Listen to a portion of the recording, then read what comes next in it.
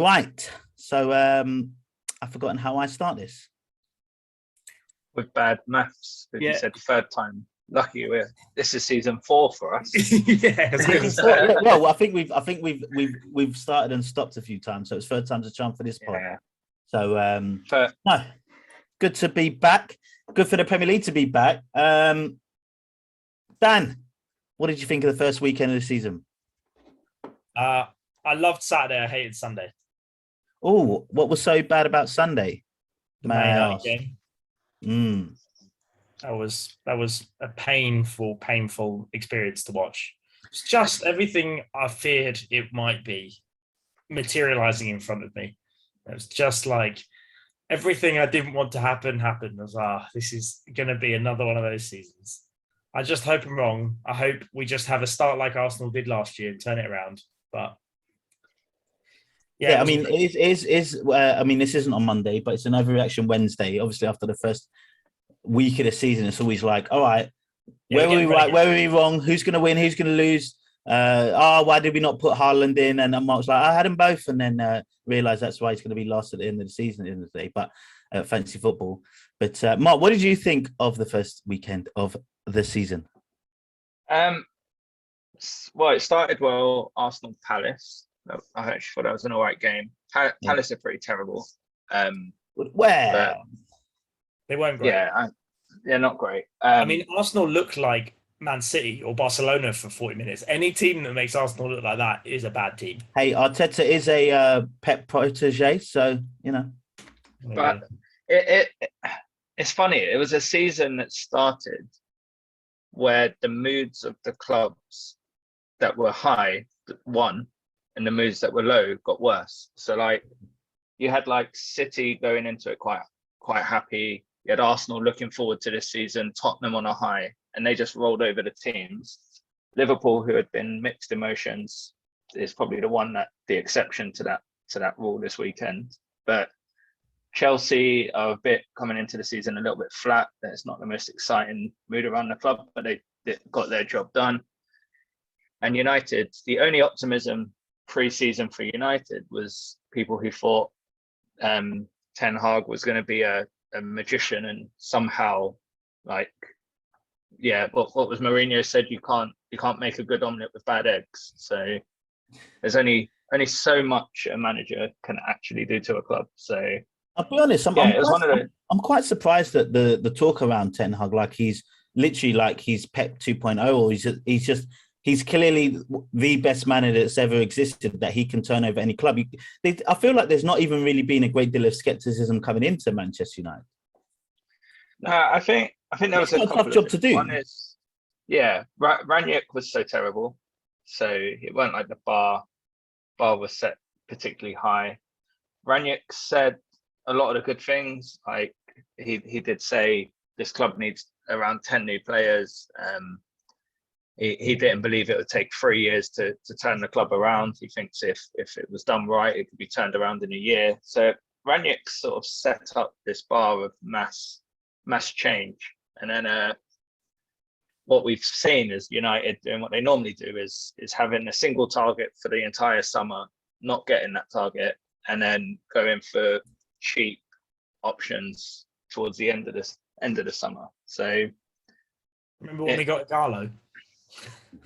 Yeah, and it happened before with Fabregas, and then we got Fellaini. And the thing is, this is all the stuff that Ed Woodward would have been blamed for previously, and this is why I don't like blaming like a named individual. I think it's just the whole setup. Like quite a lot of these processes and decisions are faceless people who just hold things up. So yeah, from a United point of view, it's just Ten Hag. I don't know why he came as a savior. I think maybe the bar was low and he didn't take the job straight away. There was actually a period of negotiation, which probably is more down to United's bad negotiation than it is Ten Hag's good. But Dan, you said like hopefully it's going to be like Arsenal from last season, but if you can try your hardest to be objective about it, can you see Manchester United even being able to get themselves out of this hole? Because for me, Like it does seem from. I mean, I don't know if I am a non-biased observer at this point. You tell me, but at least from the outside looking in, as an Arsenal fan, it looks terrible. Like it looks like I was saying during the week. It reminds me of Arsenal years back when they had all these shitty contracts. The executive sides of the club just seem like it's in tatters. It's hard to know what the fuck is going wrong, except for everything is going wrong. How possibly can anyone see a way where it's going to turn around? Well, I think that there are some very, very good players at Man United. I know Rashford didn't have a good season last year, but a couple of years before that, he was happily knocking in 15, 20 goals a season. Sancho, we've seen what he's capable of. He just hasn't been able to do it. He had a half decent end to the season last year. We've got some real good players in the squad. There's just no continuity. There's no playing style. There's no... I don't know what it is. I mean, it clearly comes from the top. It's been like this for years and years and years. Like Arsenal had the problem for years. Maybe getting rid of Usman or losing Usman off and the Americans having final takeover and saying Edu coming in took a few years. Maybe that was what was needed. Man United have been talking for years about bringing in someone like Van der Sar or someone to come in and run footballing things that isn't a financial guy. I think they announced today over the last 10 years, Man United have lost 260 million or out off their valuation as a company, as a brand in the last 10 years. So it's been a decade-long problem. This isn't like a problem for the last couple of years, and that is all to do with the running of the club. And Edward Wood was a problem. Whoever's come in to replace him is just the same again. It all comes from their bosses. Ultimately, they're doing what they're told by their bosses, and the bosses are the people at the top, which is the Glazers. And I saw Michael Knighton, I think his name is, the guy who was one of the board of directors in the 90s. He's putting a bid in to try and take over, like a hostile takeover of the club this week. I don't think that will happen, but yeah, it's just a mess. It's a mess. They need some football people who know what they're talking about at the top of that club, because otherwise it's just going nowhere. Well, let's move to some brighter notes.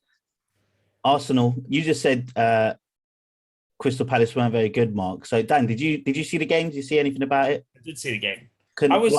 Arsenal. Well, let me ask you this question: Arsenal, fact or fiction? No, honestly, that Arsenal team on paper is position for position is a really, really strong team. I think there's some I think Martinelli could have an amazing season this year. I think Jesus was a brilliant signing. I think you've got an amazing centre-back pairing now in Saliba and Gabriel, up there with the top centre-backs in the league. Even that already, that early, huh? Yeah, and I think so. Look, Saliba was the best player in France for the last 2 years. He's already playing for the French national team. He's already Koundé just went to Barcelona for God knows how much, and he keeps him out of the team. Like Upamecano can't get in the team because of it. He's a quality player. He's a brilliant centre back. And finally, Arsenal. Is that Ben White out of the team then? Well, no, they're just going to stick him at right back. Well, I think he'll play in a back three. I think the thing with Arteta is I don't think he'll stick to just the back four. I think he'll mix and match. And Ben White can play right back. Ben White can also play as a holding midfielder. For Leeds in their season when they got promoted, Ben White actually played a lot in Calvin Phillips' position because he was injured for half the season. And so under Bielsa, he played that holding role and he did it pretty well. He loves to spray passes. So there might be a role for Ben White. We'll see. We'll see how he develops. But I think Arsenal have a genuine... you've got to sort your midfielder. You need a proper midfielder that isn't Xhaka. But honestly, you've got a really, really strong team. Well, I mean, for me, I'll push back a little bit because I'm about to gush all over Arsenal and overreact to that. But in terms of being one of the better centre-back partnerships, I'm still not necessarily convinced by Gabriel. And obviously, this is Saliba's first full game in the Premier League. So, let's not crown them too quick. I think they still got some work to do and prove that they're actually that good. For me, I think this was more of the football that Arteta has wanted from his team. They looked like they were playing quick, penetrating passing, nothing negative. I mean, they pass to the centre backs when they need to, but for the most part, they're looking to play forward, play through the middle of the park, and actually then work out wide, which was so significant. It's not like when we've got Tierney, everything plays down the left because he's that good, and Saka, usually because he's quality, they're just going to play out to him and just work out wide. Saka really didn't have much to say. It's because they were playing a lot through the middle, and I think with Jesus, who again for me, I would love to be proven wrong, but I wasn't so sure about the signing. It's so busy that it's just it's going to keep defenders kind of on their heels. I think that this Arsenal squad is as rounded as it's been for God knows how long. They got a quality start 11. They have a little bit of depth, and if they still do a little bit more business, then we could have a good side. We'll probably talk about it more with predictions around placements and stuff, so I won't go into that. But for me, against a team that is usually a bit of a bogey team for us in Palace, first game of the season, I was over the moon. I thought they were excellent. Well, it's a young team. Like it's not like this is a one-stop shop chance where you got with some Mourinho maturity and some age made a team. But you've got a bit of it, not a lot, but I think you've got a young team that over the next couple of years, whether Arteta's the right man or not, ultimately, I don't know. Like I've quite liked him since the start. I'd want to give him a chance. I don't write him off like some do. The problem is we only listen to really Rory a lot, and his hatred for Arteta, I think, is way overblown. It almost makes me like him more now, Arteta. Yeah, me too. You end up being a Trump apologist. Like you just. Yeah. I don't think the Arteta is the make or break. I think it's, as you said, young players. It's whether Arsenal keep them. They're not title-winning players this season, and well, not to spoil Chris's big prediction, but I've seen him predict Arsenal to win the league with worse teams than this one. But I do. I think the key is whether they hold on to it. So if Martinelli gets to 23, 24 and looks top 5 players in the world, are Arsenal going to cash in? And I think that's the dilemma. Is this? Yeah, this team could be 3 years away from a title winning team, but how many of them will be at Arsenal in 3 years? That's really interesting. I guess the weird thing about City and Liverpool, which I've always found weird, and maybe it's part of their secret, it's part of why they've been so good. They really don't sign many players. Like they only select, they buy a few. And I mean, this year City have done probably more business than in the last God knows how many years. But they get their team, they build it, and then like, right, we've got the best manager, we've got the best coach. Now just off you go. And every now and again, didn't Fergie say that like 20, 25 years ago? Like his whole thing was about, it's not about getting lots of different players. It's buying 1 or 2 quality players in certain positions to add them to your first team squad. Yeah, and bring some enthusiasm to the group and not let it get too stale and shake things up a bit. I mean, still, City allowing Jesus and Sterling to go to what are direct rivals. One, it kind of just shows how far ahead City are, that they literally couldn't care less. They're like, oh, it's a bit too easy. It's a bit like me with fantasy football with you two. So I had a bad start because I've got to give you a chance. So they're like, you know what, we'll give you some of our best players because we want to give you all a chance. Right, should we do? For some reason, I've had a bit of indecision here, so I'll let you two decide. Should we start with our predictions for this season and then look back on the ones from last, or vice versa? What do you think about? Let's look on the ones from last year. Yeah, let's look back. Yeah. All right. So, at the beginning of every season, although we are 1 week in, we tried to give our top 4, bottom 3 teams, the ones that are going to go Champions League and get relegated, and then we try and shove in 3 bold predictions, and that could be anything about the Premier League directly, World Football, Champions League, or just kind of anything that is football related or adjacent, let's say. I'll start with my ones, right? I'm going to start with my top 4 and bottom 3 and see how close we were. So I had Man City winning the league, which I was right. I had Man United finishing 2nd. No bueno there. Chelsea 3rd, Leicester 4th. Don't know why I had Liverpool. I mean, I'll just say it because one of my bold predictions was Liverpool won't make top 4. I have no idea why I said that, and clearly I was on something. They weren't great the year before. So the year before, Man United had finished 2nd. Liverpool weren't as strong as we had seen them in the past. So maybe we just. It was because have to think what you were thinking back then. Was the wheels coming off the clock at the time? It was the year Van Dijk got injured. So we had just come off the season where they had no Van Dijk and they were a bit loose at the back. And we realised just how important he was to that team. Was there more speculation about Salah leaving as well last year than this? There was, yeah, every year there is. But yeah, there was. I'm remembering that now. Yeah. Shall I go to my relegation one, or do any one of your top 4s? Well, I mean, they all would have been similar. I can tell you mine. Mine was Liverpool, City, Chelsea, Man United. So I actually thought Liverpool would win the league. I thought Van Dijk would come back and they would win the league. I was close, 1 goal on the last day of the season, and then Man City, and then Chelsea, which was correct. And then Man United, and I was feeling pretty good about Man United at the start of last season because I was like, Ollie had done his thing. He'd just gone and signed Sancho and Varane, the two things we needed, a right winger and a centre back. Ronaldo? Is that last year? He came deadline day, so I think we did the predictions before it. This was before Ronaldo joined as well, yeah. And I was like, how can it go wrong? We were second, we were close. We've just improved our squads. How can we, they're all young. How could we not have a better season than last? And then the wheels fell off. What was yours, Mark? I don't have it written down, but I think I did Chelsea to win the. I did Chelsea to win the league. See, Liverpool. Yeah. No, I'm pretty sure it was Chelsea to win the league, thinking Lukaku was the missing piece of the Chelsea puzzle. That's what my gut feel was. My bottom three, I had Watford, Brentford, and then Brighton. So I had 1 out of 3 right. I think I was desperately wrong about Brighton.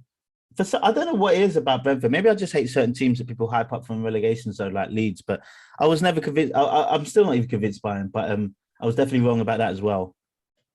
I have here Watford, Norwich, and Palace. So I think Watford and Norwich were always the obvious choices. But I think the reason I picked Palace, I remember having the conversation, Vieira had just joined. Yeah. We were like, they could either be like top 6 or 20th because they just basically culled their entire team, got a whole bunch of new players in. We had no idea how they were going to perform because they're like Mark Gahey and all the like 20-year-olds joined the squad. And we were like, well, could go. And they wanted to make their team quicker. Yeah. And turns out Vieira has done a very good job. Has built a really strong team. So and I'm pretty sure like a good manager. All season you told us so, Dan, on Vieira being a good manager and a young team. I'm pretty sure there's pods of you saying, I told you Palace would do good, but they're in your bottom 3. Because we had the discussion. It was like literally 50-50. They could be amazing or they could be terrible. There's no in between. And I went for terrible with my prediction because I went for them to get relegated. But it turns out so I was half right. It turns out they were excellent. Mark, can you recall any team that you had in the relegation battle? No, I don't. All right, fair enough. That's fine. Yes. Bold predictions, right? So I gave one of mine away. Liverpool won't make top 4 again. Probably. Look, I don't remember why I say certain things. So I'm glad Mark can remember why I would have picked something that I cannot remember why. Bruno wins Player of the League. How dumb was I? We were all pretty up on Man United. Pre-Ronaldo. You know what? Right. So yeah. But the thing is, all right then.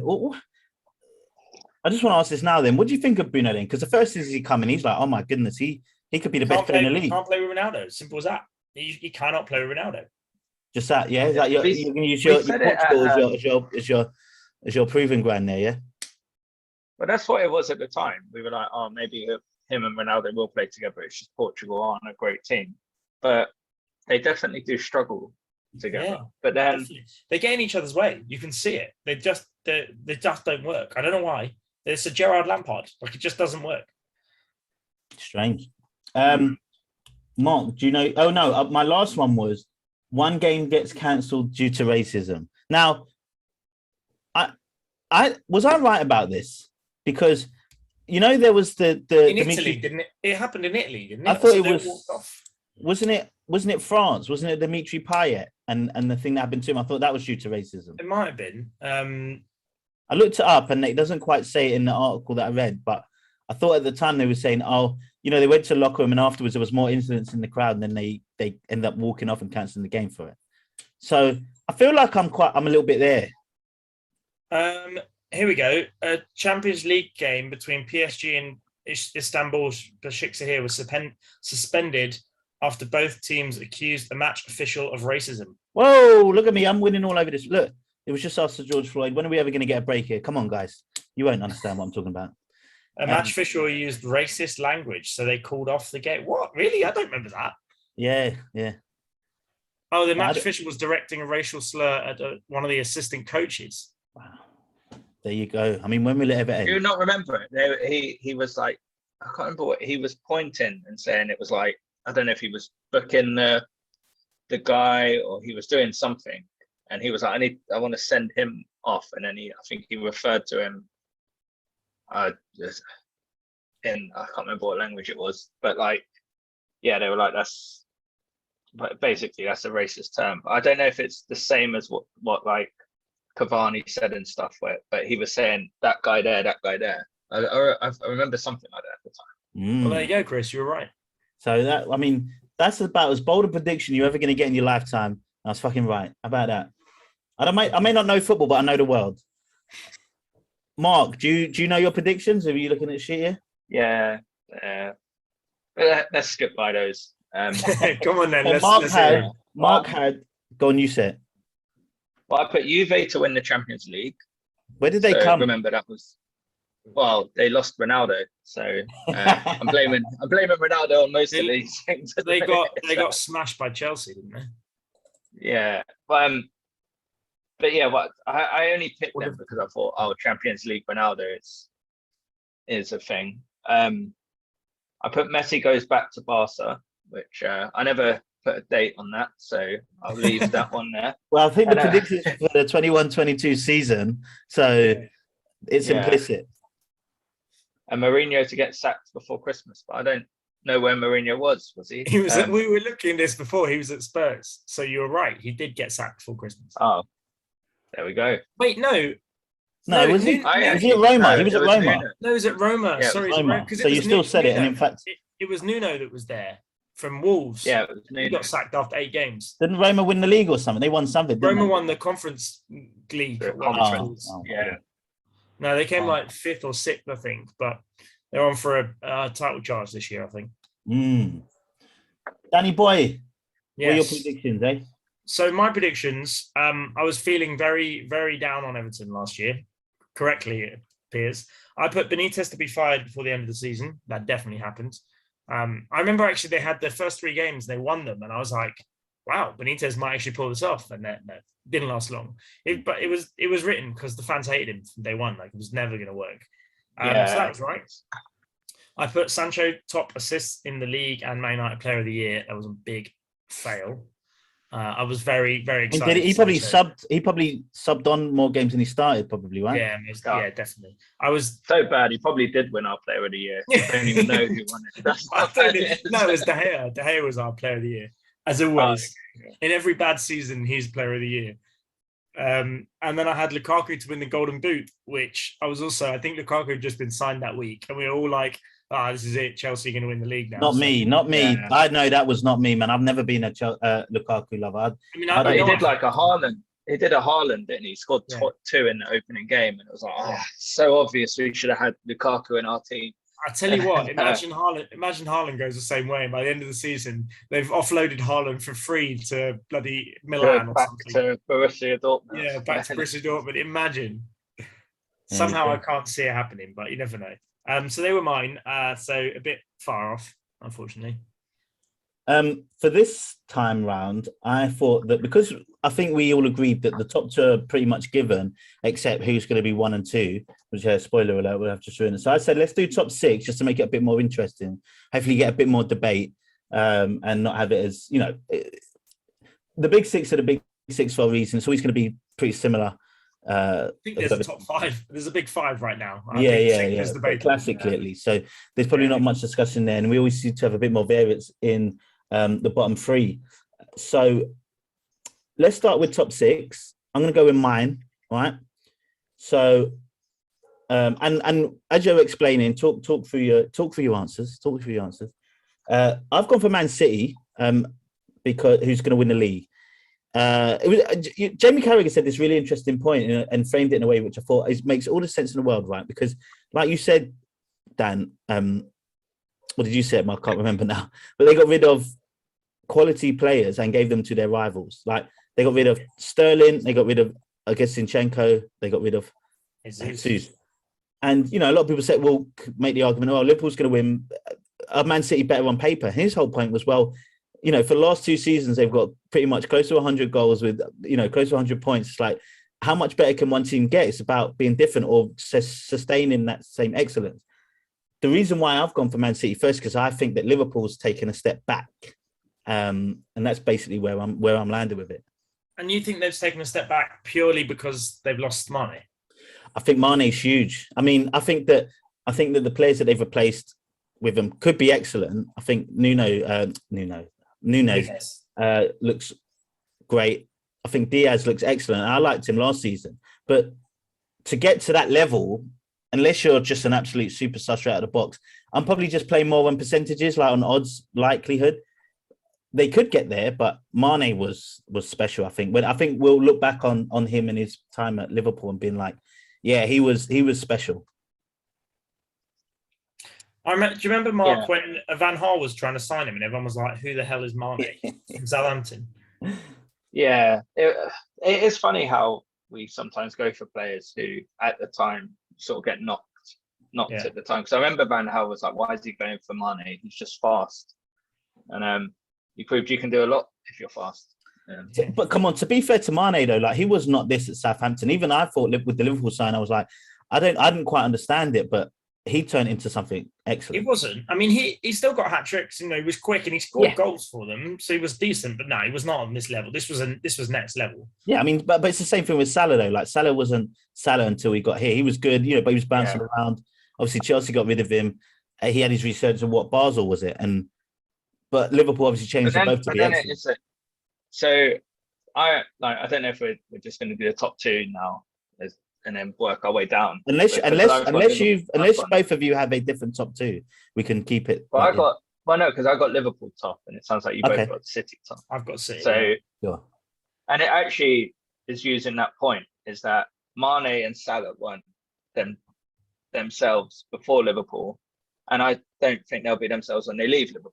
Like that'd be interesting. I could be with you with that. To be fair. How many Mane scored for Bayern already? He's scored like every game. But it's always going to be impossible to tell with Bayern, isn't it? Until they get to the Champions League, isn't it? And then it's like Henry going to Barcelona and being like he's got better because he's won the Champions League, and you're like, well, I don't know. Well, yeah, he was. Yeah, that's it. So I must admit I didn't.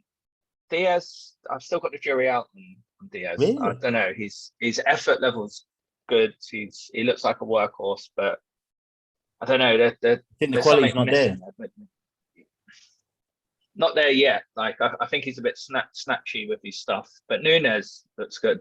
Like I have to say, Carvalho looks good as well. That kid from Fulham they bought. He's a really, really good player. Whether he'll get some game time or not this year, I don't know. But top player. That good. Don't know if he'll play. Liverpool. Yeah, but Liverpool, they've gone and spent 80 million on Nunez. They've got Diaz, they've got Salah, they've got Jota. When you're an 18-year-old, you're just not going to get in as much. But he is a top quality player. That's why they bought him. But yeah, seeing Nunez against City and then seeing him against Fulham, it's just like he looks dangerous. Like it just And the draw don't scare you, no? No, not really. Like the thing with City is I look at their team and I'm like, they've sold their player like Sterling and stuff. I just look at their team and I'm like, take Haaland out of their front three.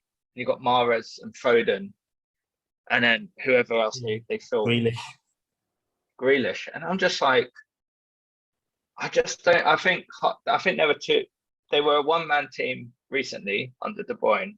And I think they're now going to be a bit more of a two-man team. I just think if they lose Haaland and De Bruyne doesn't play every game of the season, I'm just like, their starting 11's great. I just don't. I don't rate their alongside Haaland. I just Foden, Grealish, Mahrez. I think they're great, but they look better because of up to now De Bruyne, and they might look better this season because of.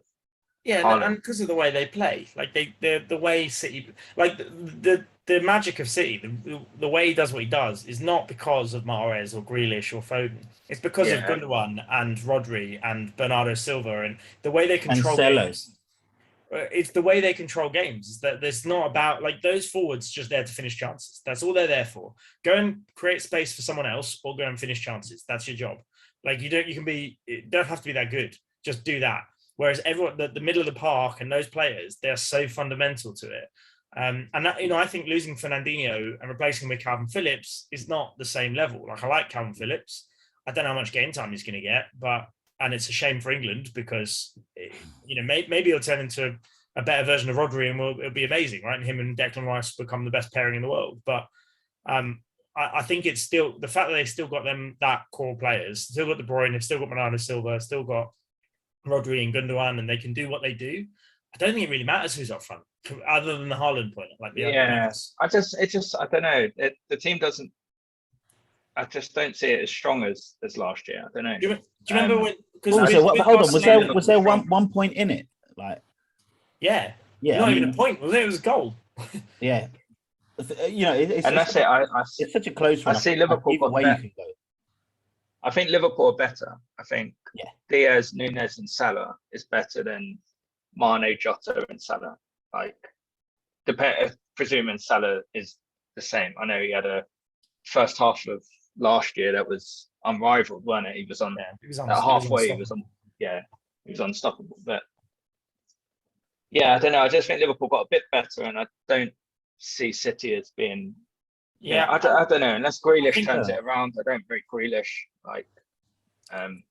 I think Thiago is looking like the player that they thought they'd sign, and looking like the player he was at Barcelona and Bayern Munich.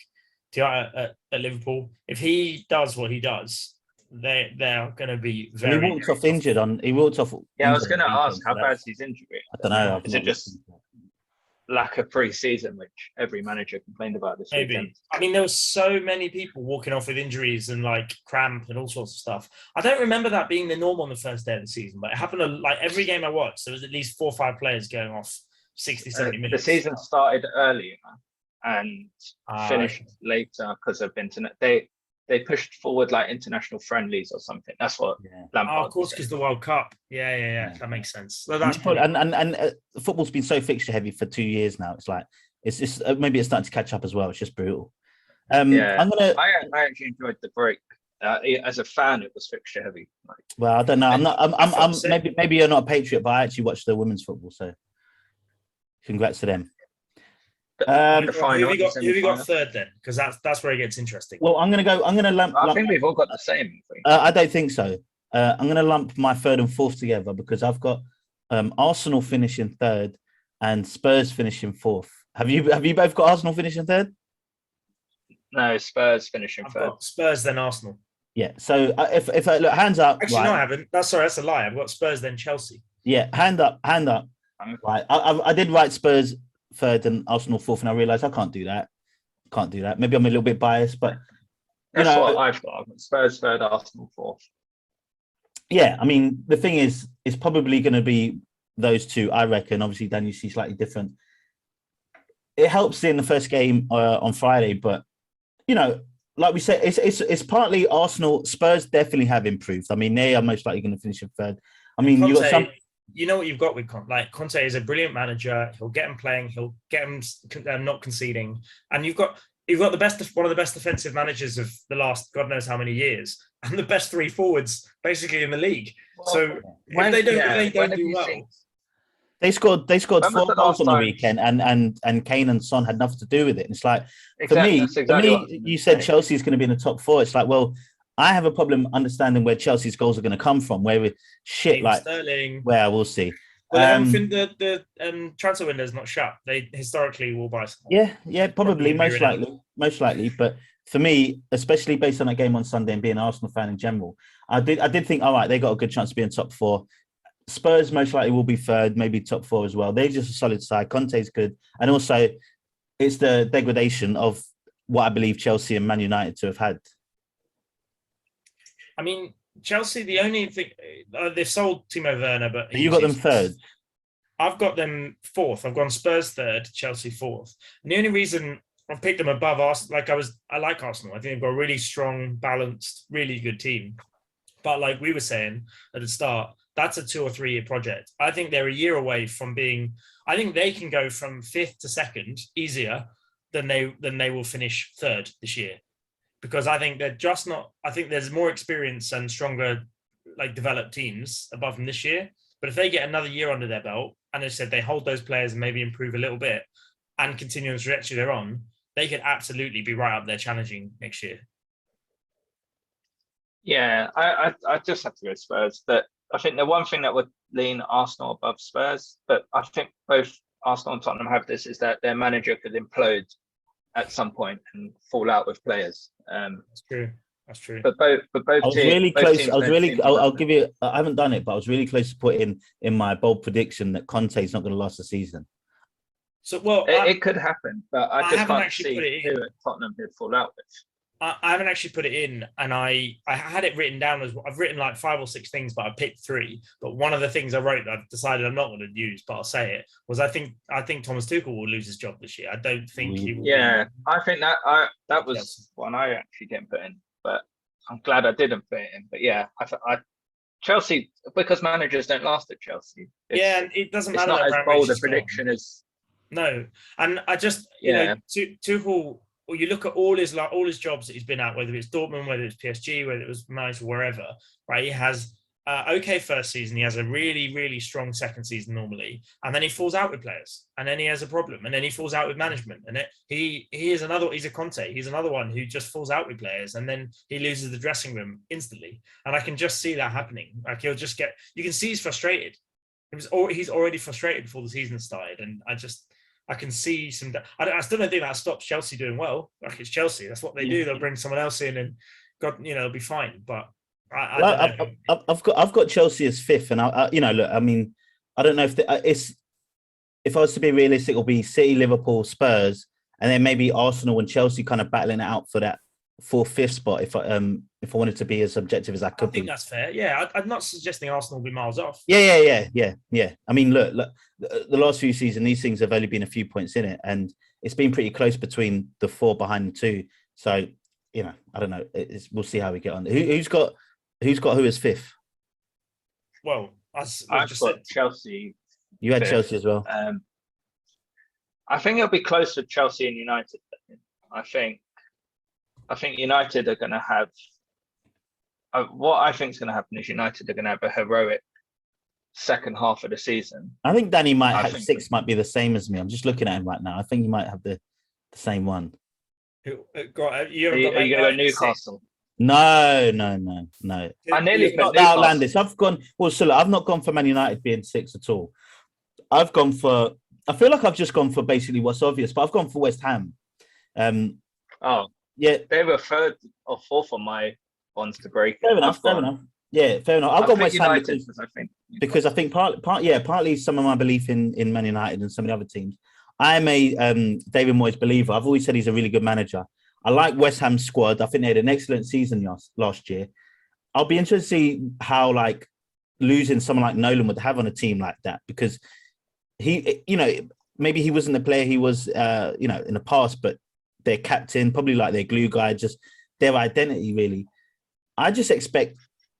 I think Jared Bowen's season was his kind of coming out party, and I'm banking on him doing pretty much the same stuff, if not improve a little bit more, especially if he start playing for England.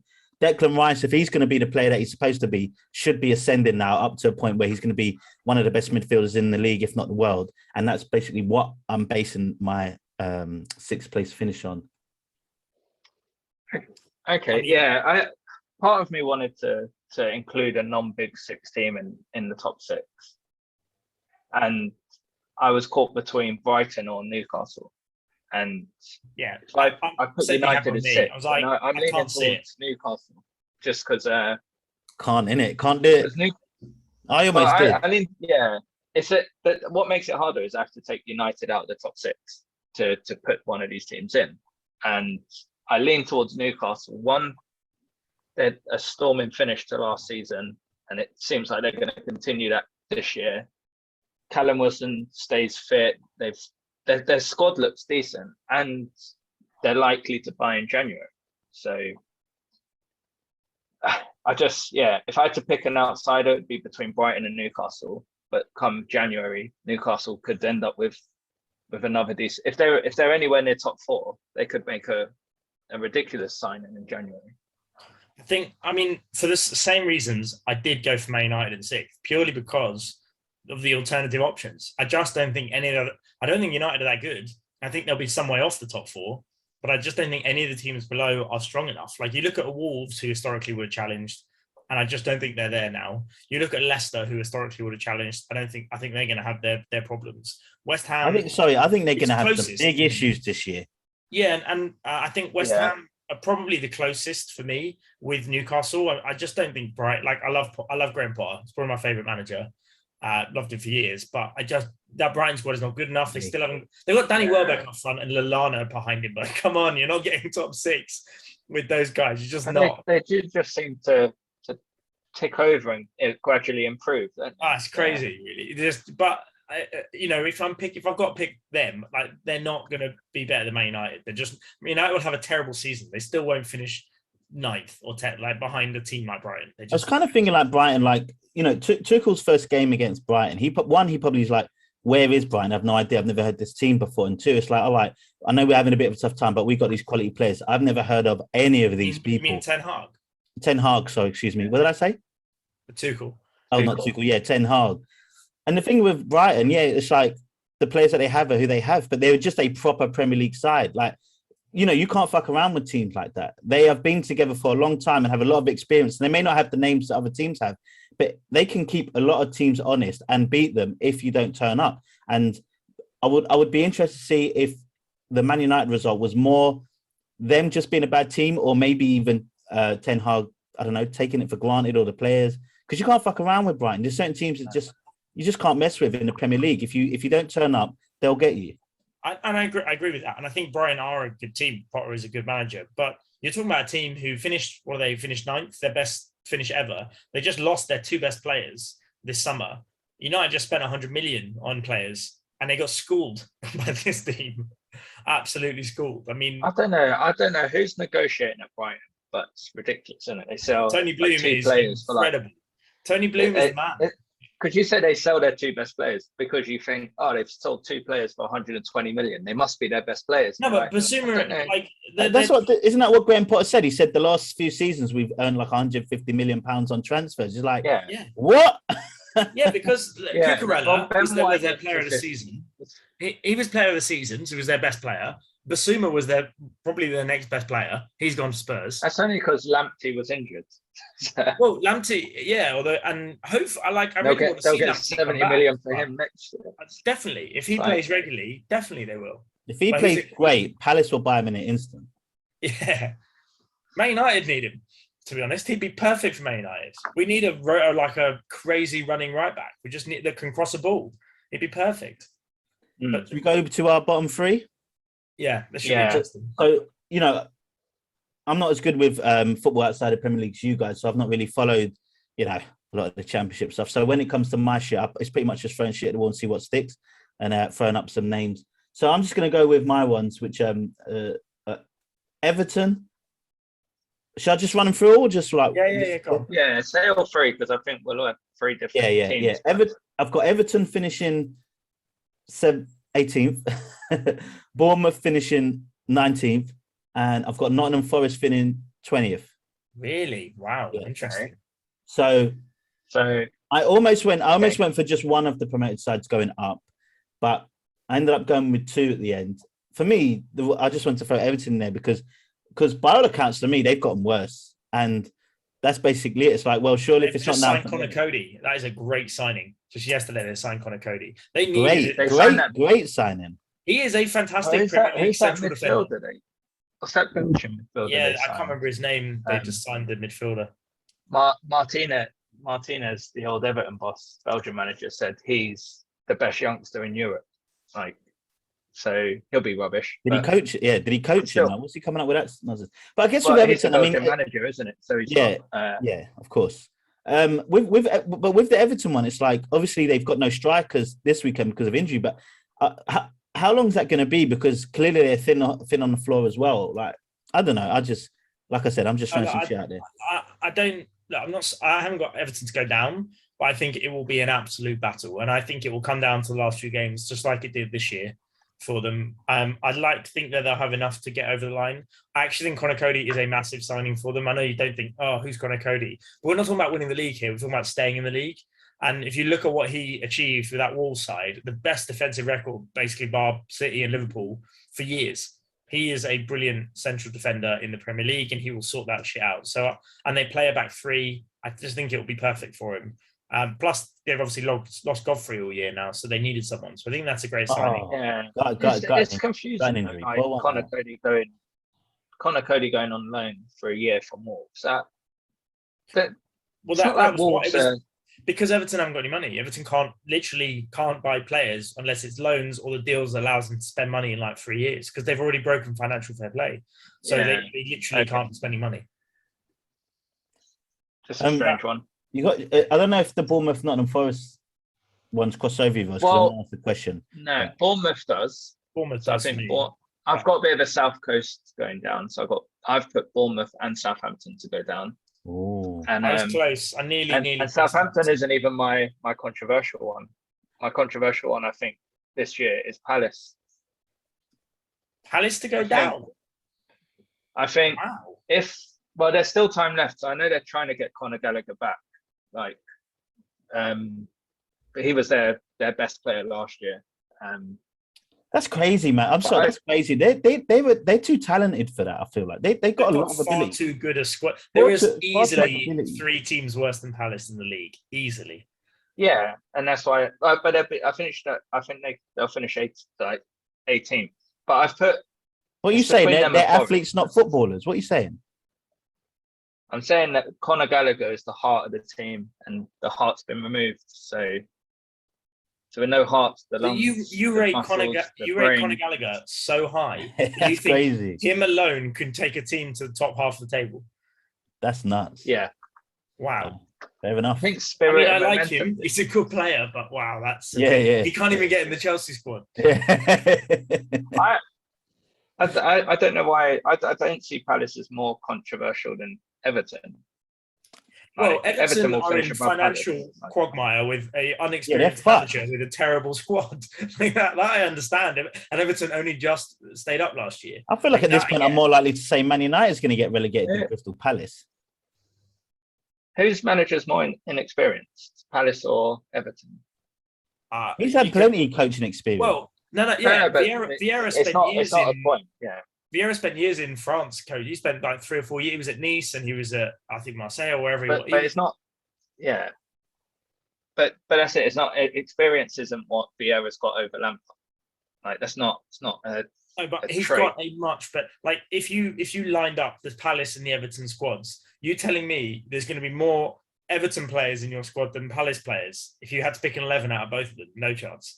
You'll find I'd go as far as to say that a player like Wilfried Zaha is good enough to not allow a team to be relegated like that. Yeah, I agree with that. He's no slouch. He's actually done that. He's proven over the years with Roy Hodgson, because of Zaha, they haven't been relegated. That's how good he is. I think that's a massive. That's massive. Yeah. I respect. Look, Mark, respect. All the respect in the world. We want to go bold here. You've done it, baby. But that's crazy. Who you got, Danny boy? So my bottom 3, and I'm interested to ask Mark about Nottingham Forest. My bottom 3, finishing bottom, I've got Bournemouth, because I just don't believe Solanke can get 25 goals in the Premier League. We've said this a while. I've said this a while. All you need is like 12 goals and you'll be good. But he won't get that either. He won't get that either. So I just don't see it. I like Scott Parker, but he's taken teams down before, and unfortunately, they did well last week, but. Yeah, I don't. Can I just say about Scott Parker is that the only thing that's got me thinking about that is Gary Neville was having a chat with someone and just saying that when he did his coaching bad, like Scott Parker was head and shoulders. Everyone was so impressed with him, and I think his whole point was at some point Scott Parker's going to come good. It's just a case of not if but when. And every time he's going to be in a position in the Premier League. Yeah, every time he's going to be in a position in the Premier League, that's at some point he's probably going to pop. But pop in terms of like a good way. Just I wonder when that will be. It could be this year. I just couldn't have 3 teams being relegated where none of them were promoted teams. Yeah. So I was like, Forest could go down. I think they've got a good 11, maybe 12 players. They just don't have enough players for the season. But I think in terms of quality, they're decent enough. So I've gone Bournemouth bottom. Second bottom, I've gone for Fulham. And then third bottom, I've gone Brentford. Yeah. Yeah, I agree with that. I took him out. I agree with that. I just think, look, so many clubs have second season syndrome. And Mm. we saw it with Sheffield United, we saw it with Huddersfield, we saw it with Blackpool many years ago. All these teams come up playing their style of football and they confuse everyone for 6 months and they do just enough. They get so many points in the first half of the season that everyone ignores the fact that they get absolutely battered the second half of the season and just make it. And Brentford were in a bit of danger towards the end and they managed to pull through a couple of results at the end and like it looked fine. I just like they've got an okay squad, but that's all it is. Like, and I'm still not sure if they'll hold on to Ivan Toney. There's still some time in this window left, and I think people are after number 9s, and he could go. I could see that happening. He's so Palace ready as well. Well, he is, and they just gave away Benteke, so you never know. But so for me, Brentford, I can see a second season syndrome. I know that good result this weekend, but losing Toney. If they lost like Toney, especially to like a Palace, that would be sort of game over. But yeah, I don't really know what to look make at of that them. squad. Like, name me one of their players. Name me a Brentford player that isn't Ivan Toney. Oh, that's tough. There's the two with Janssen. None of them are Premier League players. Like none of them are. You don't know any of them. They're just nobodies. Right? They're just Championship players or League One players. I wasn't considering any of them in my fantasy team. Right, you don't even think about it, right? Because they're not good enough. They're just not a good enough squad. And I think this year with 5 subs, the teams that have poor squads are going to be found out. And unfortunately, and that's another reason why I think Man United will make 6, because their depth is too good versus some of the other clubs. Like someone like a Bournemouth or a Fulham or a Brentford, for me, just don't have the depth. So that's my pick. With Nottingham Forest, interestingly. Yeah, go on. I was just going to say, because me and Mark both didn't pick Forest. I'm really torn with Forest because I watched a bit of him last year and I really like Brennan Johnson is class and he was very good last year. I don't know if he'll step up to the Premier League. I hope he does. He's excellent. Lingard is an interesting one. Maybe he'll have a point to prove. But the thing for them is their manager. Like I have a mate who's a Nottingham Forest fan, and I'm not even kidding. People are talking about Steve Cooper in the same breath, but they're saying he's the next Brian Clough. They're like, he is the Brian Clough that we've been waiting for. Because at the start of last season, they went 7 games. The first 7 games, they were on 1 point. He came in, they got promoted. He's been like outstanding. They play amazing football. They have this wing-back system where the 2 wing-backs last year, like Jed Spence, who got signed by Spurs, was their left-back, which is why I like Nico Williams. I think he could have a good season. He has a style of play that everyone loves. He's very attacked. The crowd love him. The players love him. Apparently, he's this God's gift manager. So I'm like, okay, well, maybe he'll just do enough to get him up. I don't know. They need Henderson to step up though, because did you see Newcastle's first goal? And you're just like, Henderson. Yeah, it was poor. They were poor against Newcastle. This big exit interview from United about like just moaning about how good he is and how he was promised to be starting lineup and wasn't given a chance. And I was like, whenever you played for United, you didn't look that good, like, and then. They were in the game against Newcastle, but then as soon as Shaw scored, actually let his man go, didn't he? It was his fault. He didn't follow the runner, and he let the man go, which is a classic Lingard. He just doesn't. He's just not that player. When he gets a few more years under his belt, he once he learns the game, he's got a bright future still. His movement though is Lingard's movement so good, and it's crazy, and his finishing's good. Yeah. Like everything in the top half of the field, excellent. Bottom half of the field, useless. The thing with me, with where it boiled down to was, 1, I don't know enough about Nottingham Forest. 2, I think with Mark, I can't put all of the promoted teams in the relegation zone. And for me, I'm a little bit of more of a believer in Fulham this time round. I think Mitrovic is probably primed to have a decent season and be that maybe 15, 18 goal scorer. I just don't trust Marco Silva, to be honest. Fair enough. No, but do you not think he's learned? Like he's gone. Would you agree that he's kind of erratic? Like he's either real hot or real cold. He's unreliable. Like he's a decent manager. Like, and he plays nice football and there's all of that stuff. And they're playing to Mitrovic's strength. And Mitrovic will probably get 15 goals at least this season. But I still, if that's all he gets and no one else gets anything, I still don't think that's enough. I don't think that's capable. Like that's not going to happen. Other players will score goals. It just means like. I don't know. They don't have a lot of goal scorers. I don't know. I'm not that excited about Fulham, but got Pereira. Yeah, and do you know what? Pereira's great. Pereira is a great signing for them, and that's going to be really good for him. Is he on loan or did they buy him? They bought him. I think I think I saw 7 million. Is that right? That seems too low. No, it's probably about right. Yeah. Man United don't make money off players. Yeah, it just seems weird how like players can still go for 7 million, and you have players that go for 70 that sit on benches. Like it's nuts, isn't it? It's all to do with contract length. Yeah, it's crazy. Yeah, for sure. Right, should we go for our 3 bold predictions? We probably should because this thing's going on. Yeah, we've done all right. We're at about 40 minutes. I've gone super bold here, but you kind of spoiled my one there a bit earlier, Dan, because my first bold prediction is Tuchel won't last the season. Now I've kind of like hedged my bets here because I've got Chelsea as 5th. Probably could maybe push them up to 4th if I was more realistic around Arsenal's position. I think Chelsea can either have an okay season and probably grow through it, or they're just going to be an absolute travesty and almost be akin to Man United. Like, you know, they've got this new owner who they've had a bit of a wacky transfer period. They're still pretty fucked at centre back as well, right? I've never been a great Sterling believer, and I think that maybe he was a successor from the teams that he was in.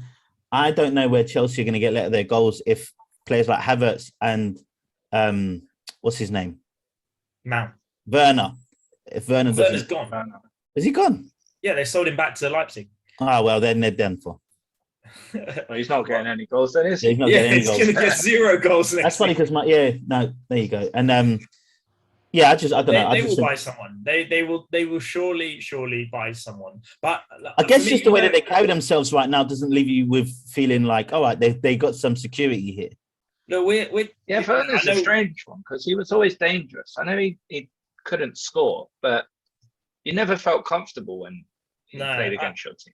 I just think Sterling is the upgrade on Werner. Like, I think I know the whole Lukaku thing didn't work out fine. Like, that was it. And this is what I mean by Tuchel. Once you go on his bad side, you're done for. Like, you might as well walk out the place for free because you're done for. And I worry about that. I think if Kai Havertz can get 10 to 12 goals, Sterling will get 10 to 15 goals, and Mount will get, again, 10 to 15 goals because every season he has done. That's, whatever that is, 45, 50 goals, 60 goals nearly. That's a lot of goals. It's not bad. I think they've got enough goals. I don't think not having goals in their team is the problem. And I think they have enough, last year, their defenders, Rudiger got like 8 and Thiago Silva got like 7. Like their defenders score ridiculous amounts. Reece James scored however many as well. I think they've got goals on the side. I don't think that's their biggest problem. Defensively, they're a bit weak in squad depth. Koulibaly is amazing. He's an outstanding defender. And Thiago Silva is huge, isn't he? He's just outstanding, Koulibaly. That's an amazing signing.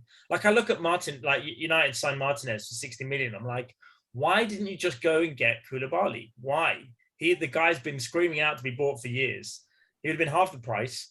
Yes, he's like 27, 28, but whatever. Like, he's a ready-made player anyway. I mean, and for me, part of my saying Tuchel go because it's not about their position. It's like is the new owner going to want to make a splash if things aren't going as well, isn't it? Is he just going to be erratic? It's kind of based on this personality of someone I don't know, except a few things you hear about. He's maybe getting too involved in certain things and blah blah blah. He's a new owner. Maybe he's going to want to make his mark here, and if it doesn't, I think at the moment of duress, he's just probably panicking. And if Tuchel is that kind of person as well, who knows if they can see eye to eye. Should I go for a second one, or do you want to go yours? So my second one is City finally wins the Champions League. Way, I think that Haaland is probably going to be the person that unlocks that. Did you see that stat, man? When he come on, was it 86 goals in 89 games? Fuck me, but he's gonna be so good. And some of those games were when he was a kid. Oh, he's still a kid. 17. He was the only thing I would say is that when he was at Red Bull Salzburg, he would regularly score 6 or 7 goals in a game, regularly, and they're counting that. They were professional games, so that I'm not so like him and the guy that Dortmund have just signed. I've forgotten his name, and Patson Daka from Leicester. Those 3 would score. Sometimes they go in a game and they'd win 12-0, like in the Austrian league. and he would score easily 5 or 6. Each of them would have hat tricks. Yeah. It was just nuts. But then he's got a similar record in the Champions League still. And right, It's crazy. you know, and I don't think the guy ever is going to lack confidence. He's probably going to be like, "Yep, I'm the guy that's going to take him over." Have you seen him? Like, he's a monster. He's quick. He's so strong. He's He's gazelle. better than everyone. He's a brilliant finisher. He's super fast. He's got everything. He's So incredible. I'm so glad he's Butters, man, because if he was handsome, you know, He's just narrow-minded in football. His 2 goals are like. he's on the Every other spectrum. goal Let's be scored real. is- Let's be real. He's on the spectrum, and he guy's just like, all I'm doing is playing football and playing like. All I'm doing is scoring more goals One than way, you. yeah. That's all I'm doing. Yeah. Yeah, that's all I want to do. That's all I'm interested in. I don't want no gash. You know, that's it. My last one is that this pod won't last the season. Yes. But we'll be back for next year. Our next episode, we'll be looking back on our predictions. We haven't got a good track record. We're still on the search for 100 pods in about 5 years, 6 years. I think it's been now. Is that right? What are we on, like number 99 now or something? I don't know. I've got to look back, but we're close to it. Like we might be at like 97, 98. Yeah, I don't know. Obviously, I took some convincing to come back and do this.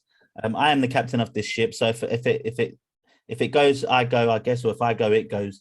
But we'll see. If you become a famous TV star, then what are we going to do? There you go, innit? Well, see, that's part of my thinking. It's like, all right, Dan's realised, Chris might be popping in a few years. Maybe we want to get famous. This pod's going to be massive. Let's try and get the rub. Let's try and get back on it, Chris. Come on, man. We'll do it. Don't worry. That's literally all I'm thinking. That's all. The same reason I'm friends with you. Yeah, this house is taking too much money. I needed a new income. Someone sponsor us, please. We've put up with this for so many years. This is the long game. This is the longest game ever. Yeah. There you go. So those are my top 3 Very bold good. predictions. How bold? Pretty bold? Boldish? Well, Yeah, I think considering the past, not as bold. I don't know. I try to keep the big predictions, put a couple that I think will happen, and then one which you think this is a dice roll. You already said it, innit? Was it Palace going down? No, that's just my bottom 3. So I've got some bold ones here. dropping So more bombs. yeah, so I'll start with the most likely one, I think, because I put PSG to win the Champions League. And the reason I started with Champions League is I wanted to do like a Tottenham prediction for Inter Milan, where I think Inter Milan are going to have a real good Champions League run, but not win it. But you know, when you have a team that does well, but at the end of the day, it's going to be, well, City's a good choice, but I've picked them the last couple of years, and it's just going to be PSG. But I think the story up until the winner, I have a feeling Inter's going to be a dark horse, but I don't think I'll win it. So PSG Inter Milan final is my bold prediction. Did you see Messi's overhead kick last week? Outrageous. I saw a meme of it. Ridiculous. I saw The still. ball gets played over, like absolute class ball from midfield gets played over, and he's running between the lines. He's running backwards towards goal, so and the ball's coming over. He's doing this. He chests it, just bicycle kick straight over the top corner. The guy's a fucking genius. Farmers. It'd be good to see him have it. Yeah, he had a pretty poor season last year, and if PSG win it this year, it'd be good to see. It's good to see like. Do you actually want to see Great players PSG go win out the on a Champions League? I do not want to see PSG. Not really, not for PSG, just Messi. I don't. Messi's won enough. I'm good. Or go out on a high. Like Messi looked. I didn't think Messi looked that great last year. No. I mean, he was down from his 48 goals a season to 62 goals a season. He scored the same amount as Ronaldo last year. Did he? Like, I think he scored something like 5 league goals or something. Yeah, not in the league. I don't mean in the league. I mean in total. Yeah, it wasn't the best. I've put Guardiola's last year. I think this might be his last year at City. Maybe the Champions League's a bit of a swan song there. Maybe. I can see him having a break, one of these breaks from football after this year. I don't know. It must. This is it the must be longest getting he's a bit. been at. Is this the longest he's been at a club now at senior level? Is it?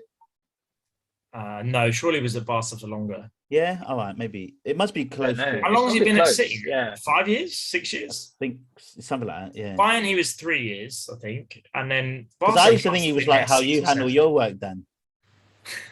Every 2 years, just go from place to place. I think he bought into my the last place I was in for City 5.5 project. years. So. Yeah, well then that's it. Yeah, Yeah. that's your City. Similar time to Guardiola now. So I think he leaves at the end of this year. Could be. Imagine trying to take that job. They're gonna hire Arteta. I'm will surprised he hasn't. And then they'll nab Yeah. Arteta. They're going to get Arteta in. Yeah. And then my last prediction is, I think there's going to be a huge wave of ex-footballers who boycott this World Cup. Really? And my bold prediction is not that. It's just that all the players that take a stand and boycott it wouldn't have been invited to it anyway. So we're going to start seeing. We've already who's boycotted it already. One footballer's already boycotted it. I can't remember who. No, it's all like Gabby Agbonlahor. That guy chats so much shit on the radio. Yeah. But because of the human rights issues, there is already starting a movement of boycotting this World Cup. And do you know what? Right? Remember who. Do you know what? There's a school of thought for me that has changed my mind about the World Cup being in Qatar. The human rights issues are not something to be. Philip Lahm. And that's it. It's not a joke, right? And you know, a lot of the things, there was probably some corruption here and stuff about money. But if you look at it by the fact that countries like this need worldwide scrutiny, maybe for the reasons that we don't want, like it's going to be the World Cup and it's going to be football and people are going to be earning money. But if you bring more worldwide attention to the atrocities that they have, then they will start to change. That's already happening in a lot of other countries that have had more kind of westernized influences like Dubai and stuff like that. When people from other countries visit it more and say, what the fuck are you doing? Countries tend to change gradually. It's going to be like a slow change. So for me, I'm thinking, well, all right, let's try and take a bit of a positive spin on it. Yeah, and that's it. That's the debate. Like the same thing with Saudi Arabia. With they obviously hosted the boxing a couple of times now. They got the rematch with Joshua in a couple of weeks, and the same argument there is, should you? But what I don't. I mean, I wouldn't follow the Iranian track of letting women drive, but that's too far. No. But but what I don't like. They won't need to drive. They'll all be living in a straight line. Yeah. But I do. For me, it's like I don't know how to describe it. It's more the sometimes the hypocrisy of those involved. So for me, I've got conflict about the World Cup or whatnot. But there will be people who. But my point about none of them invited is the people who will boycott it are likely to have not had any reason to be involved. But then they'll put pressure on those pundits, those commentators, the whole like BBC and ITV teams and the worldwide coverage. They try and put pressure on those guys to boycott it because they've got a job and they're actually having to fulfill their job. And should the BBC be there, yes or no? And you're like, the boycott is going to be fully formed of people who just wouldn't have been there anyway, even if they never boycotted it. Basically, Rashford. Like no one invited you. He doesn't make the team, and he's trying to get his next MBE. Yeah, but that's it. It'd be like that. It's like I wouldn't have gone if Southgate selected me anyway. But yeah, that's what I think. So we're going to start seeing a lot of that over the next couple months. Cool. Annie? Sure, let's get him up. So my first bold prediction: Brendan Rodgers to be sacked before the World Cup in November. Yeah, I can see that. I think Leicester might be in trouble here. I still don't know it. I think Newcastle should just go and nab all their players. Tielemans wants out, like Maddison wants out, Vardy's done for. Just go and take all their players because they'll go. I don't know what the Leicester hierarchy are doing, but they're like, yeah, go. They're just letting everyone go. It's really weird. So I just think Brendan Rodgers looks like a man walking already, to be honest. But I think he gets sacked before November, so in the next 15 weeks. So do you reckon that's going to be the first manager gone? Yeah. I don't even know if that'll be the first manager gone. To be honest, the way the Premier League works. Ten Hag will go first. Yeah. Well, I don't know. Like Bruno Lage could go, obviously Tuchel could have a massive catastrophe. Ralph Hasenhutl's probably nearly gone because of Southampton. I think one of the promoted sides will lose one of their managers, surely. Yeah, Marco Silva's probably would get chopped if they went 5-6 games without winning and scoring. Like, I just think there's plenty of that could go. But for me, Brendan Rodgers will get sacked before the World Cup. That's one of my things. That's pretty bold. My second prediction is either City or Liverpool are going to win a game by 10 goals. This is the game. You being a sad Manchester United fan. No, I think this year they will win a game. One of them will win a game by 10 goals. Ooh. Who is it? And I think score 10 and it's 10-3. No, by 10, like 10-0. They'll win 10-0. Okay. Do you know what we should do? Right? 10-goal roulette. So each week, whoever Man City plays, we put £5 down on 10-goal difference. And whoever wins the jackpot. That would be class. I imagine someone like either Haaland or Nunez, one of them will get 5 goals of the 10, probably. I can imagine Haaland will get 0. It'll be mad. You'll have Kane as captain. Spurs will win 10-0 and he'll get no points. There'll be no goal involvement. It'll be harder to predict who it'd be against. Yeah, Southampton. Well, Southampton. Yes, obviously Southampton. And it will be hard, 2 weeks not hard time. At all. It'll be in 2 weeks' time, and that's why Hasenhüttl will go first. Yeah. So that's my second one. Is one of those two teams will win by 10 goals. Southampton love getting fucking romped, don't they? Honestly, they love it more than Arsenal. Like, honestly, they just love it so much. And then my last one is, I think Ronaldo will leave United in January for free, and he'll join a Champions League team, and he'll win it. So he's going to City, or be at PSG. PSG. Imagine Chelsea, he goes to PSG. That would be nuts. Imagine he's the one who wins it for Inter. If it's an Inter PSG final. That wasn't even your prediction. What are you talking about? Oh, because I think Inter will lose the final. I don't know. It's more like AC. It's more likely he'll go to AC Milan or something like that. But either way, so that's my other one. I think he'll leave for free in January after having not played a lot and been grumpy. He'll join a Champions League team and they'll win the Champions League. Interesting. I don't even know what to think of. I don't know if it's bold. It's weird, but there's quite specific also. So there you go. Well, all three are pretty specific. Anyway, that's my predictions. I wanted to. Nice. So we hopefully we're in for a nice, good season of football and All Talk FC fortnightly. That would be fantastic, and hopefully we get to 100 episodes, which is been about 3 episodes, and finish the season out strongly. Let's go to our favourite segment. Fortnightly, 3 episodes. That's our international break. That's we'll have a day off. Front 3, back 4. Yeah, maybe just explain what it is to all our new listeners for season 4. For season 4, we're in season 3. We're still in season 1, actually. Yeah, I think we've got past that. Yeah, no, we just decided that we're going to, because of one of the reasons why we stopped was probably our time commitments didn't allow us to commit to this, at least from my perspective. And we're all very busy adults at this point in our mid-30s doing this for a lark. So what we've decided is we'll do this every other week if we can. We'll try and keep it relatively consistent in terms of the days that we do and when it's released and stuff. But hold in there with us, we just want to have a bit of fun doing this and enjoy each other's company because we don't see each other as much as we did before, and talk football because we clearly don't do that enough. Front 3, back 4? Yeah, let's mix it up. Sure, yeah. Go on then. You start then, Mark. I was going to say you go first, Chris. Yeah, you go first. I'll just get mine up. You sure? Yeah, go on, Chris. Yeah. Well, if you insist. I mean... What? Don't change a habit of a lifetime. I mean, this is the first time I've started first, so all right, but fair enough. I'm kind of nervous about starting first, but we'll go. In my front 3 is comedy. Lol. Lols. All the lols. I guess I'm putting my nuts on the table and I'm just telling the world that I've started doing stand-up comedy. I'm about 4 months in, and I think you can hear the collective gasp of all the listeners going, really? I know. Yeah. This comedy gold that they've been experiencing for years is going to be out on stage. To try and find me up in London in all the open mic spots you can find. We laughed when Chris said he was going to be a stand-up, but look, we're not laughing now.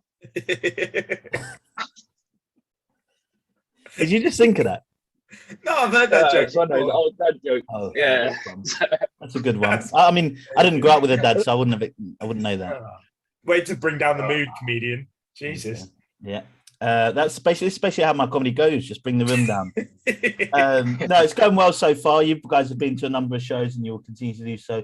I'm going to try and approach this with as much enthusiasm and passion that I can, and work ethic.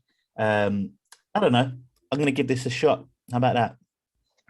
And I can see you might as well shout out your YouTube channel, which has that's what I'm going to do. Similar number into to our podcast, because it goes 1 introduction, 2, 3, 4, 6, 8, 9, 7, 10 in your ordering. Yeah, I can't count for shit. No, there's episode 1's there, but follow me on YouTube as well as following All Talk FC. You can also follow my channel at Chris Ali.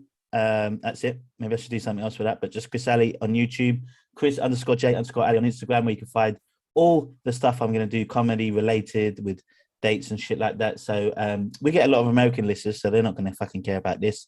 But maybe I'll come over to the US one day once I'm big enough and people think I'm half decent. I know. We should mention Leeds more often now, seeing as they're like our club for the US of A right now. Their American Leeds? manager. And Oh yeah. True. Yeah, we should do a whole segment on Leeds. We should probably do an American segment. Do you know what annoys me? That a lot of Americans are Spurs fans, and I don't fucking get why. Well, they'll all be Leeds fans now, so. Yeah, good. Be Arsenal fans. I have to say, Brendan Aronson. Brad Friedel. He grew up with Brad Friedel at Spurs. That was true. And what's his name? Clint Dempsey. Was he at Spurs or was he? Clint Dempsey was at Spurs. He was at Spurs as well. Was he? Yeah, for years. For years. Yeah, he was there for a bit. I think because he went from Fulham to Spurs and it was both just like all white kits. Yeah, the same kit. Yeah. Who was the bald American guy? Not Brad Friedel, but he had Casey Keller. Casey Keller. He was the first one. Yeah. He was when the American boom, in it, where there's like all the goalkeepers are just American. But Tim Howard. It's taking too much time. This is already long podcast. I'm doing comedy. Follow me out there. Follow me on YouTube. Like and subscribe, comment and all that. I'm giving this more promotion than I've ever done All Talk FC before in my life, so that's bad. Follow me. In my back four this week is a name that probably you guys are not going to recognise, but some of us will. Is Bill Russell. Do you know who Bill Russell is? Some American sports owner. No, Bill Russell was an American NBA player. He just passed away, so poor one out. 88. I guess the only way that I can liken it to, I was thinking that he's basically basketball's version of Pele. Someone in the mid 1900s who was just considered the best player of the world. He won more than anyone, more NBA championships than anyone. Still to this day, it stands at 11. Yep. So five MVPs. He was a civil rights activist, all that good stuff. But yeah, I love basketball. You know that. I probably know more about basketball than any sport, really, especially the history of it. And for some reason, my memory tends to retain NBA basketball more than anything else. I'm kind of like a semi American accent, Celtics fan. And he was a Boston Celtics player, one of the greats, pour one out. And shout out to Bill Russell and his family. Pour one out. Mark, do you want to go? Yeah, not quite that level of excellence, but a legend in himself. Oh, thanks. I thought that was a good front three back four, but thank you. Front three is Andrew Nye. Do you know who he is? The science guy. So at the moment, there's the recent years has been booms in esports. So this guy's is now a legend in esports. There was a Microsoft esports battle, all-star battle for Microsoft Excel. So Microsoft Excel is now an esport. It was on ESPN this week. How do you battle in Excel? Challenges. How quickly can you solve problems? Solve mathematical equations. Mainly, what I could tell, it was formatting issues and reshaping stuff and how quickly you can do certain things within Excel. And there's various rounds with different challenges. It's amazing. And it was on ESPN this week. It's huge. That's like porn to you. It's like seeing all these FIFA and stuff. You're like, well, there's one bit of software we use every single day, So yeah, congratulations to him. And now it's only on to bigger and better things. So that's my front three. And he's the best at Excel in the world. Yeah. So He's also he was the base. Yeah, he was also based on the movie based on him was 40-Year-Old Virgin. Ah. They should have like a catch weight against the best at Google Sheets, and then they can have a head-to-head cross. It'd be like Conor McGregor v Mayweather. It'd be a mix. You're far too excited by something that is extremely dull. One guy's typing on his keyboard. You'll do nothing. The formulas will do nothing. Small. Yeah. Your hands, your fingers are too small. Your equations are too small.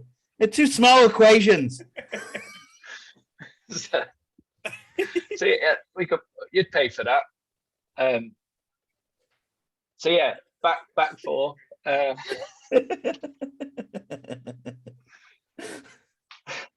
See, now who's excited? Yeah, but, I'm going to go watch it on highlights. Is it on iPlayer? Yeah, it'll be on ESPN Plus for a small fee. It's on their premium channel. So, let's break that £1 billion vibe. Yeah. Back four is Amazon this time. Any of you been to Amazon Fresh? The rainforest or the company? The company. Any of you been to an Amazon Fresh? Used your phone to get in, bought stuff? No. In the past, not recently, but yeah, a few times. So Amazon have said that getting your phone and scanning the QR code is too inefficient a process. So now you're just going to be able to show your palm, and it will scan your palm from a distance and know who you are. Really? And yeah, so this is one of those things where you're like, I don't necessarily think this was a problem. I guess it solves some issue if you want to go Amazon Fresh and you haven't got much phone battery. But I just don't like the idea. There's certain elements of tech involvement where I'm like, I don't need you to be able to scan my palm and then be able to follow me around the shop and know what I've bought. Well, the QR tells you everything you need to know about security cameras that are like in the street. If Amazon can tell who you are by your palm from a distance and can then follow you, that means every security camera in the world. It'll be a small distance, because the first question was, "Oh, you scan your palm," and everyone was like, "Well, what about COVID and hygiene?" They said, "Well, it doesn't actually have to touch it. You can do it." So it won't be long distance. So you're not going to wave across the street. We'll all be walking around with gloves and goggles on, because every camera is scanning our hands and our eyes. Well, but did you hear that? Did you hear that they're giving a promotion based on it? They're giving a 5-finger discount. Wait. Sorry, did you say you were doing comedy? I might use that. I might actually use that. I need to write this shit down. Yeah. Next show you come to, Dan, that's going to be my opener. But you said you wanted stuff that's relevant in the news. Front three, back four. Great way of keeping up. So now you know who Andrew Nye is, and Amazon I'd already forgotten his name. Scanning your hands. I know who Bill Russell is now, though, so that's useful. Nice. I did an excellent job by the accounts. In my back four is a club you also may not have heard of. You may learn something yourselves. In my back four this week is Barcelona. Don't know if you've heard of those guys, those crooks. Given the time that we have left on this podcast, I'm not going to go through everything, but I think everyone knows exactly where Barcelona are at. They're officially, as of last year, they were minus 550 million is what they actually had. They now are over $1 billion in debt. They have spent more than anyone else in Europe. They are refusing to pay De Jong 17 million that they owe him in deferred wages from last year, which is why he won't leave, because if he leaves, he doesn't get it. They are forcing Piqué and Busquets and all the old school to take a further wage cut. They already had 2 years of wage cuts to try and help the club. And they're now taking more. They've not just sold off 50% of their TV rights for the next 50 years. They've now, yesterday or the day before, they started up a new, I can't remember the details now. They started up a new company, have sold off that already, with new rights, just to be able to fund, just to be able to come under the wage cap, to be able to register Rafinha as a player. They've still got all the players. So Lewandowski's not registered, Rafinha's not registered, Koundé's not registered. They're not allowed to register any of these players because the Liga are saying, you don't have any money. You can't register these players because your salary cap is over 100% of your revenue. You cannot. They should get Sigurdsson right because he's registered. Now there's a good joke. See, now that you should use. So anyway, Barcelona are in my back four because they're just any other business or company in the world would have been bankrupt a year and a half ago, gone, done for. Obviously, that can't happen with Barcelona. It's 50%, 51% fan owned as well, so they're all getting fucked. It's just a joke. It's a joke what they're being allowed to do. It's a joke that they can still sign players. They'll obviously get around it. They'll sell some more. They're basically remortgaging. They're remortgaging the future to pay for the past. When has that ever worked? Never. I think when they got rid of Messi, it was just all the warning signs were there. Bang, they're fucked. Like, well, I mean, honest to God, I think there's a chance the next 5 years Barcelona Football Club doesn't exist.